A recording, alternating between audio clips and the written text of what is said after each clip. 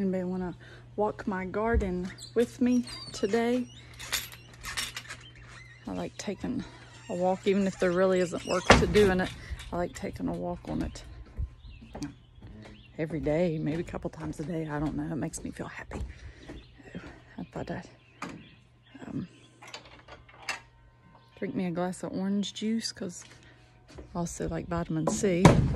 But drink me a glass of orange juice, walk my garden here for anybody that's interested or likes to garden. Show you what I got going on, just kind of what I walk out and look at every day. Oh, let's see, this is my morning glory. It's down here if I get them in the shot. They're just starting to climb. Mary Beth McCloy sent me those. She's such a sweetheart. I look up to her a lot, so I can't wait for them to bloom. Makes me think of her when they flower, and I'll say a little prayer for my friend and her ministry. And then the rest of it here, let's see, we got, I'm not sure if the camera's gonna let me flip. I'll try to figure it out. Fonzie's in there. But this garden is, I think it's 35 by like 43, something like that. It's the biggest one that I've ever worked in. And I've done a few raised beds when we lived in town, and then when we moved over here I tried to garden up in the back. I'll show you it. For a couple years I just didn't have much success. I don't think there's a lot of sun or enough sun that comes into that, so then Russ tilled this one up for me this year and I've been working out of it. I'd love to figure out how to get the camera to flip, but I don't know how. Not as smart as the phone I'm using, but anyhow, I'll try. So my tomatoes, these are slicing tomatoes. I think they're called early girls. So they're an indeterminate, and they'll just keep growing, and then when it starts getting cold, too cold for them to ripen, I'll get all the yummy green ones too off of them. So I planted 6 of those, and I'll Florida weave those to hold them up. I'll show you an example of that here in a little bit later as they get taller. But I started these from seed back, I think it was the first part of April. I started them under the grow lights, so I'm super proud of them. And then I come out, what's today, Tuesday? I come out every Monday and pick the suckers off, so I don't have any of those to show you, but like in these little armpit areas, especially on these what's called an indeterminate, they'll get little suckers, and so I pull them off, or these things will just get completely out of control in size. I do got a couple, like this one here, setting a little bit of blossom ends on those. I've not decided if I'm gonna let that go or if I'm gonna pinch those off and let them get a little bit taller. I'm unsure yet what I'm doing with those. It's all a learning process. The fun's in the learning, but it's super exciting when you see something grow, especially like that you started from seed. Same way with my zucchinis down here. I pinched a couple of those blossoms off because so far the only thing that has been setting is male flowers, so I wanted to try to throw some more flowers on that. And that way I can try to get some female ones for it to grow. You can see I've got 1, 2, 3, 4 of those there, and I put these poles in because I do intend on growing them up, and I can show you a video of that later, how I tie them off and everything to kind of keep a lot of that extra foliage out of the bottom if you're interested in that. There's Fonzie being handsome. We put that yellow wire up because he's not allowed in here. He's got big clawdy paws that steps on everything. Cucumbers. I've done 6 of those, but I staggered my planting on those. You can see these ones are blossoming, and they'll go over to the trellis. There's a little tendril coming up, and my ant crawling on them. Them are good guys too. They're not really that bad. They help you pollinate. Figure out what direction I'm going here. I'll go across this way. So those are slicing cucumbers, and they're burpless. I decided to do burpless. This would be a lot easier if I could have got that camera turned so I knew exactly what you're looking at. But this little TP thing here I've got about 6 cucumbers starting on that, and I staggered them too because I didn't want them all coming on at one time to have to deal with. These are Boston picklers, and that way I can make my own pickles because I love dill pickles. I need to get out here and weed again. You can kind of see a little bit of the weeds coming back up. Right here, I don't think you'll be able to see very good. You might be able to. That's carrots. These are short carrots, so they don't need a real loomy soil to be able to go deep. But I started them just the other day. I hope it ain't too late. But I had that board over them to germinate them. I'd picked that up on, I love watching YouTube farm videos for therapeutic reasons. They're relaxing. It's relaxing as being out in my garden. But anyhow, so I laid that board over top of them until they germinated. It makes them germinate real fast and your seeds don't get beaten to the soil with all the rain that we've had. And up here I started another little bit just because I had all this extra space. A little bit of spinach there and lettuce in there. I did have a black bullfrog living back there in those carrots when I moved that board off of him. He was quite cute, but I'd never seen a black bullfrog before, just green looking ones, so that was interesting. And here is my crookneck squash. I done 2 heels of those, gave them plenty of room to vine out, and that will help some of this weed problem once they start vining out. Everything seems to be just kind of coming on slow for the most part, and I think most of this hasn't been out but about 3.5 weeks. So consider no longer it's been out because we had so many cold and snowy days there at the end of the May that gardens got started late. It looks pretty good. I'm happy with it, and it'll still harvest. So here I put in a few radishes. You can sow them anytime that you want to. Pretty much they come up so fast. Just sow them wherever you want to, about any time you want to. This is spaghetti squash, and they are pretty invasive. Like, they get big and huge and heavy, and I'm going to attempt to do them on a vertical to kind of so they don't cover so much ground space, but I think this trellis might need some more work because they do get heavy, but we'll see as it gets weighed down how we have to reinforce it. Let's see which way to go next. I'll go over here where you can see the tomatoes in the background.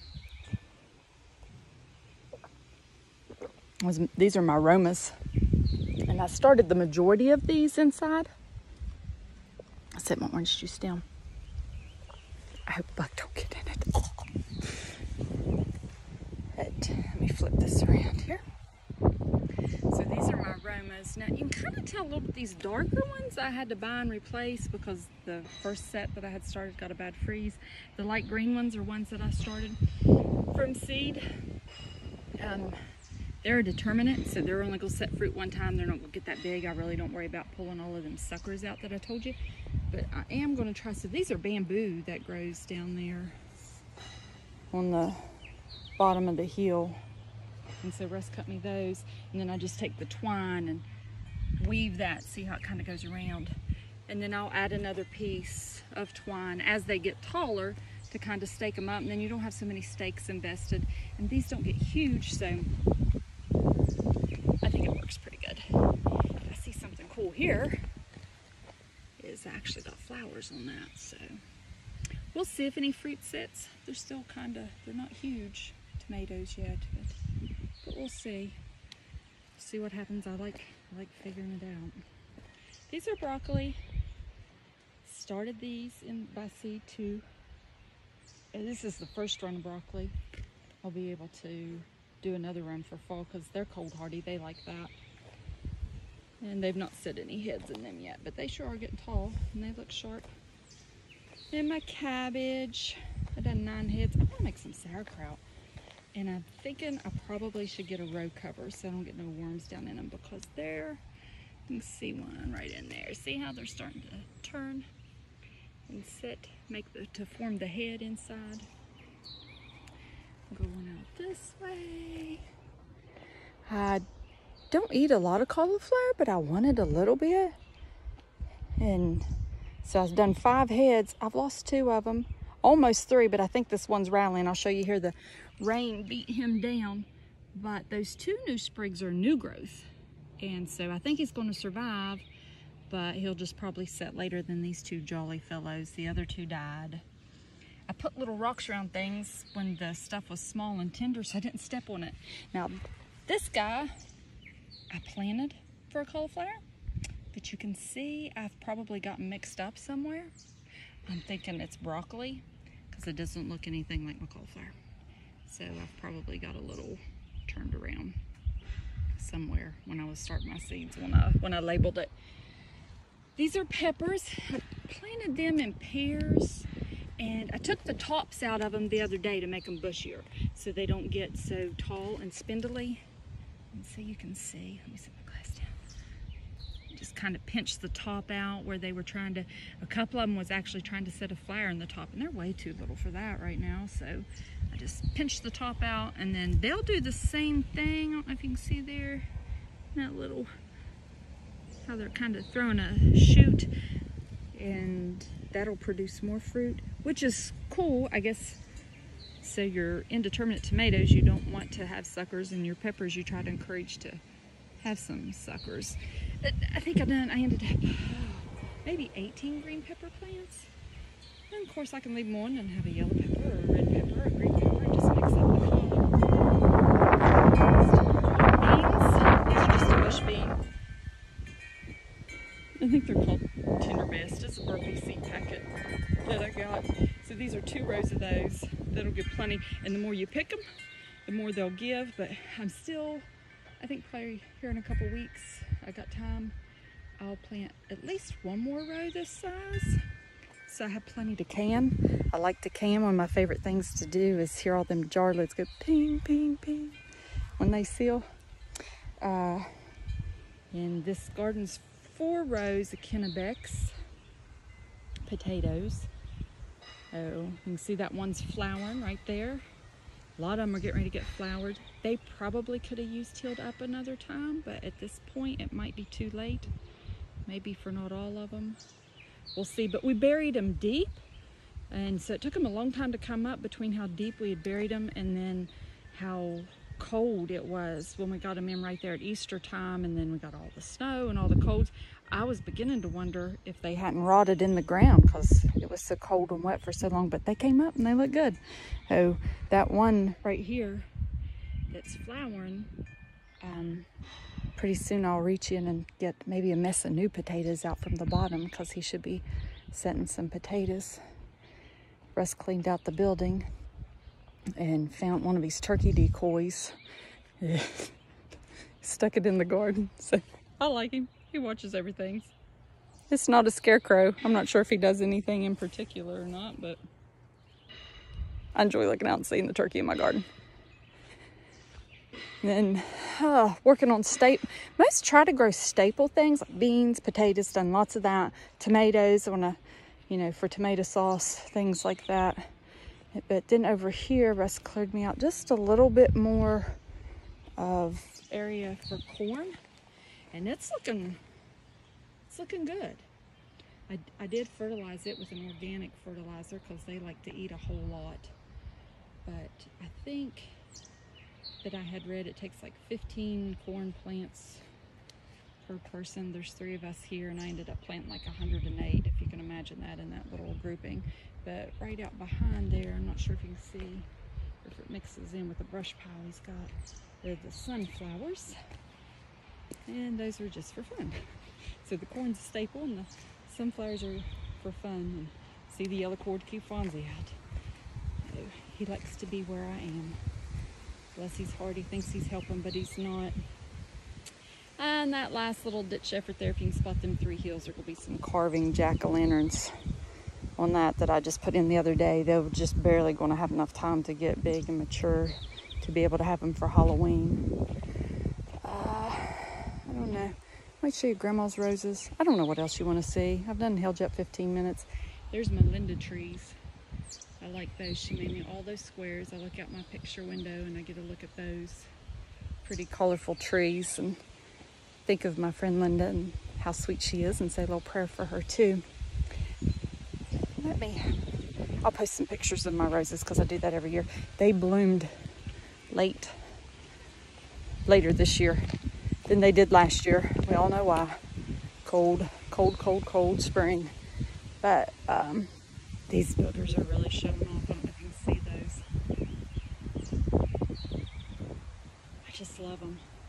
And if you look back on some of my pictures, or if you've seen them before or followed them, I started out with just a little start, and they were my grandma's roses that she had. I think, oh gosh, they're at least 120 years old that we have track of. They're so pretty. And I think of my grandma. It's nice to have little keepsakes like that, right? To think of people that's loved you and poured life into you and wisdom, and I don't know. Anyhow, they look really good. They're growing, and I like how they're delicate and beautiful in that old rusty rake. I like that contrast to things. Are you growing anything in your garden this year? I hope so. I hope you enjoy it. Getting to grow stuff and getting out and taking your shoes off and running your toes through the dirt sometimes. You have a extra good day. Stay safe. And let me know if I can pray for you in any way. I like doing that too. All right.